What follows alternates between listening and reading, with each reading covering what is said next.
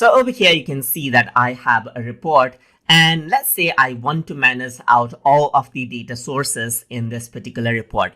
Then what you can do is you can simply go to resources menu right here and go to manage added data sources right here. So once you do that, you can see all of the data source you have. So you can duplicate out the data source right here. You can delete out the data source. So let's say I don't want the YouTube data source right here. So you can simply click on remove, and you can remove the data source out just like this. And if you want to duplicate out a data source, you can go around and duplicate it. And what happens is that the data source over here, you get the duplication option right here.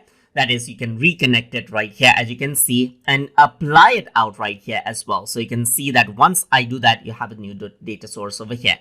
So I'm just going to go around right here, and you can see that you can also go around and edit the data source. So let's say you want a certain data source in certain formats right here. You can work around with this data source right here by clicking on let's say edit as well, and you can remove it. You can make it reusable over here as well. So it says reusable data source can be managed across multiple reports. So if you have multiple reports, you may want to make it usable over here as well.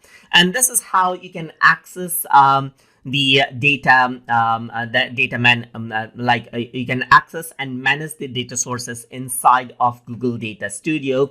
So hope you guys learned something as always. And as always, please like, comment, share, and subscribe.